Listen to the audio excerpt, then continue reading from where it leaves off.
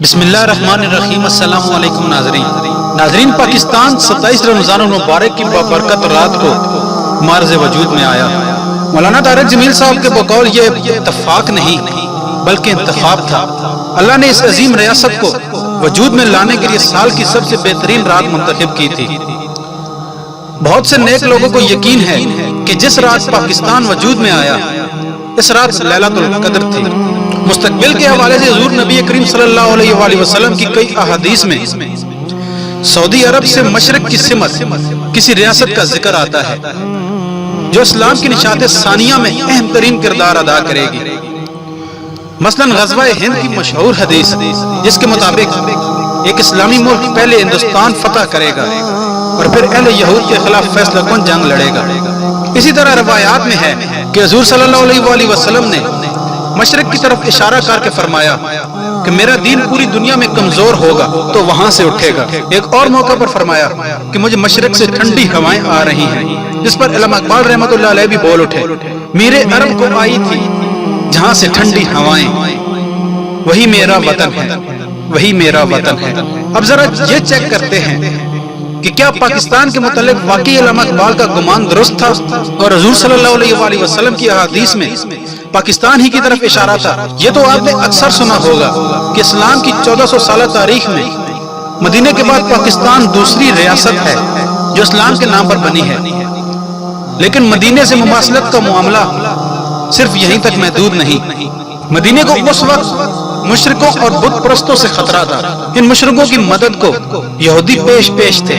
پاکستان کو بھی اس وقت دنیا کی سب سے بڑی مشرک اور بت پرست ریاست انڈیا سے خطرہ ہے، جس کی مدد اسرائیل یعنی یہودی کر رہے ہیں۔ مدینے کے مشرکوں کے خلاف 3 بڑی جنگیں ہوئی اور چوتھی جنگ فیصلہ کن تھی جس میں مکے کو فتح کر لیا گیا تھا، اور پاکستان کی مشرکوں یعنی انڈیا کے ساتھ اب تک 3 بڑی جنگیں ہو چکی ہیں۔ چوتھی جنگ کے بارے میں یہی کہا جاتا ہے کہ وہ فیصلہ کن ہوگی۔ دونوں کے نام کا مفہوم بھی ایک ہی ہے۔ پاکستان کا مطلب ہے پاک لوگوں کے رہنے کی جگہ۔ مدینہ کو پہلے مدینہ النبی اور بعد میں مدینہ طیبہ کہا جانے لگا، جس کا مطلب ہے پاک لوگوں کے رہنے کی جگہ۔ حضرت نعمت اللہ شاہ ولی نے آج سے 850 سال پہلے نہ صرف قیام پاکستان کی پیشن گوئی فرمائی تھی بلکہ اس ملک سے اللہ نے جو کام لینے ہیں ان کے بارے میں بھی بتا دیا تھا۔ قیام پاکستان سے پہلے نعمت اللہ شاہ ولی نے فرمایا تھا، بعد ازاں گیرت نثارے ملک ہندو یا تمام تا صدی حکمش میاں ہندوستان پیدا شد، یعنی انگریزوں کی حکومت صرف 1 صدی تک قائم رہے گی۔ نعمت اللہ شاہ کے اس شعر پر اس وقت کے لارڈ کرزن نے پابندی لگوا دی تھی۔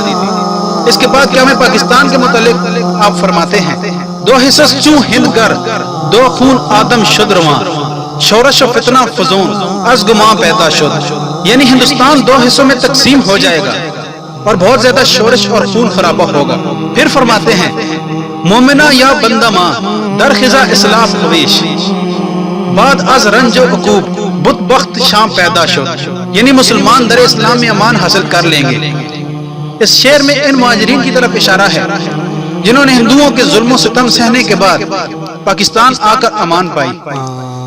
65 کی جنگ کا ذکر بھی کیا کہ یہ 17 دن چلے گی اور مومنوں کو اللہ فتح دے گا، لیکن 71 کی جنگ کے حوالے سے دلچسپ شعر کہا۔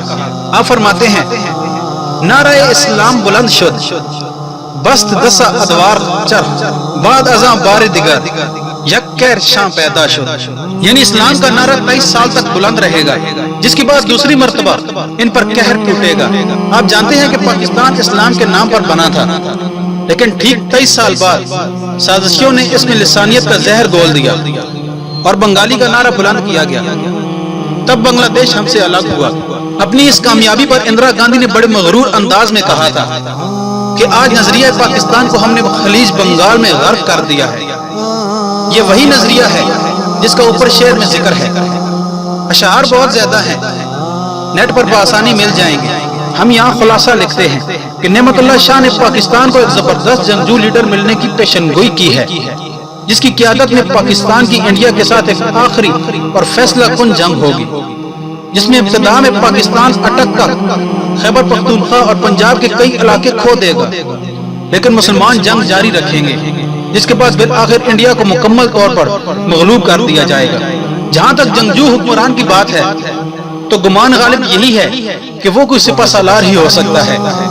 ہم نے پاکستان کی 68 سالہ تاریخ میں یہ دیکھ لیا ہے کہ جرنیل ہمیشہ پاکستان کے لیے بہترین حکمران ثابت ہوئے ہیں۔ اس کے علاوہ ان اشعار کے حوالے سے دو چیزیں ایسی ہیں جو آج ہمیں نظر آ رہی ہیں۔ ایک یہ کہ آپ نے پیشن گوئی کی تھی کہ پاکستان کی مدد منگول کریں گے، اور اس دور میں چینی قوم کو منگول کہا جاتا تھا کیونکہ منگول چین کے علاقے سے ہی آئے تھے۔ آج ہم دیکھ رہے ہیں کہ انڈیا کے خلاف چین اور پاکستان متحد ہو چکے ہیں۔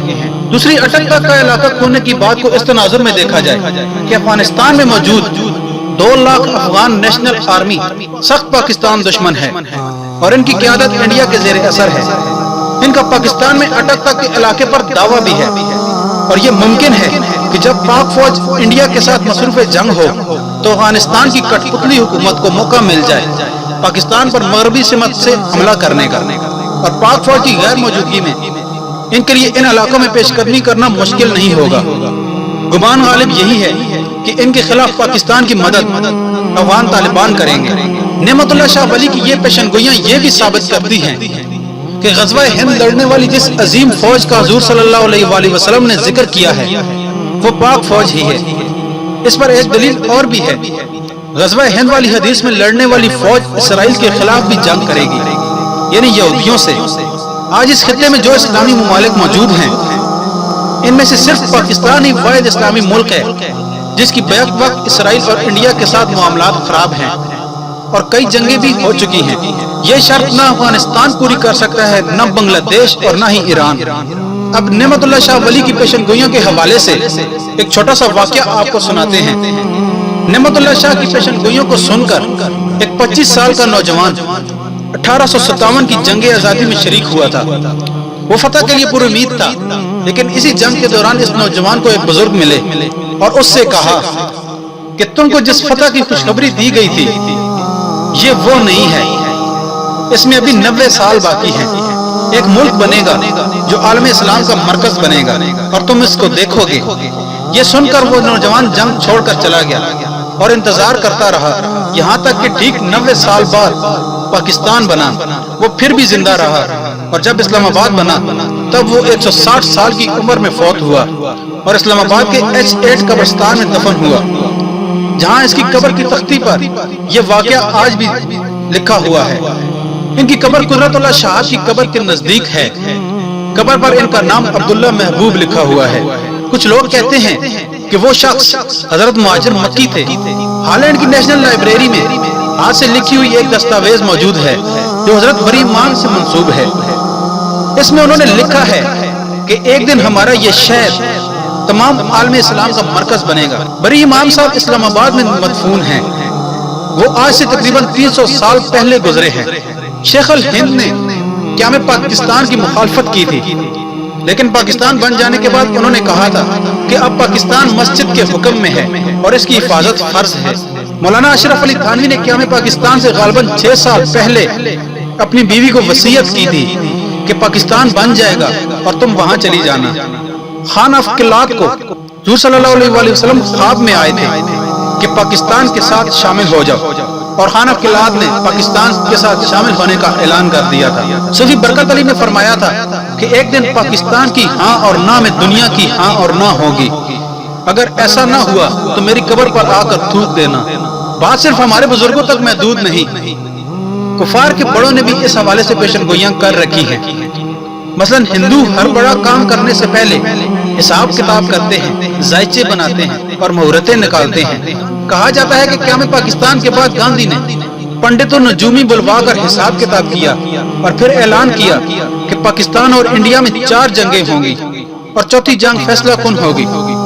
گاندھی نے یہ نہیں بتایا کہ جنگ کا فاتح کون ہوگا، تاہم یہ ضرور ہے کہ اس کے بعد اس نے انڈیا کو پاکستان کے خلاف جنگ سے روکنے کی ہر ممکن کوشش کی، یہاں تک کہ پاکستان کو اس کا حق دلوانے کے لیے مرن بھرت یا بھوک ہڑتال کر دی تھی، جس پر اس کو قتل کر دیا گیا۔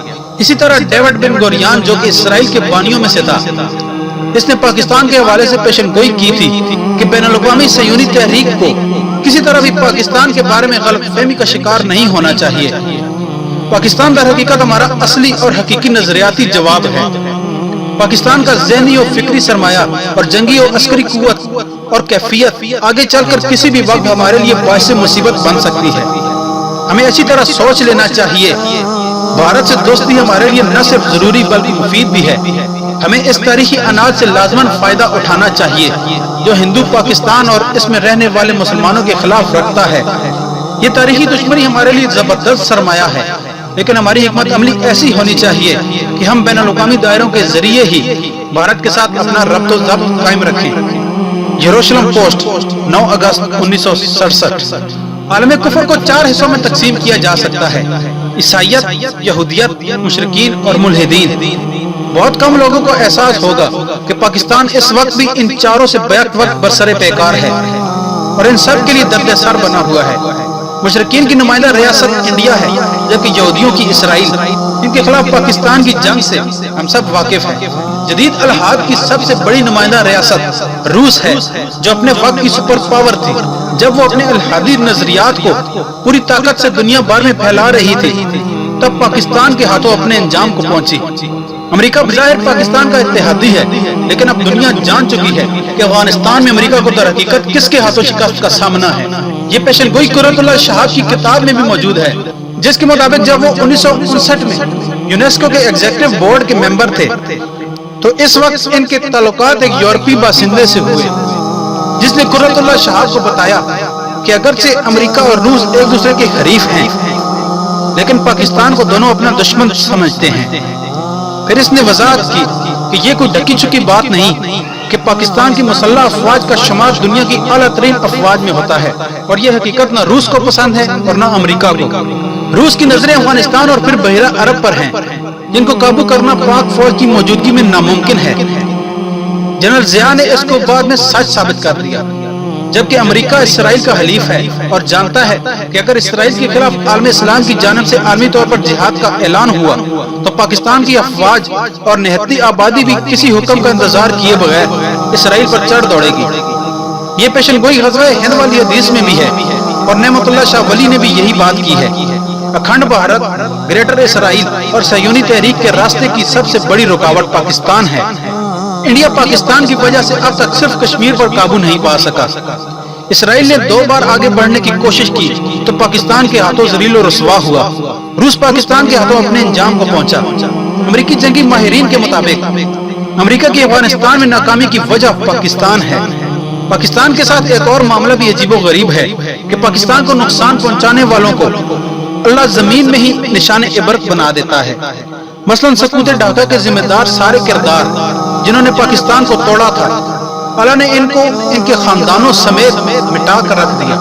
ذوالفقار علی بھٹو کا سارا خاندان غیر طبعی موت مرا، اور آج در حقیقت اس کا کوئی نام لیوا موجود نہیں۔ بلاول بھٹو حقیقت میں بلاول زرداری ہے۔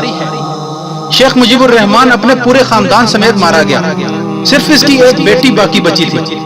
اسی طرح اندرا گاندھی نہ صرف خود قتل ہوئی بلکہ اس کا بیٹا راجیو گاندھی بھی قتل ہوا، اور دوسرے بیٹے سنجے گاندھی کا 33 سال کی عمر میں پلین کریش ہو گیا۔ یوں اس کا پورا خاندان جہنم واصل ہو گیا۔ دنیا بھر میں اس وقت عالم اسلام کے خلاف آپریشن ہارنسٹ کے نام سے ایک پراکسی جنگ جاری ہے، جس میں خوارج کے ذریعے اسلامی ملکوں کو بہت تیزی سے تباہ کیا جا رہا ہے۔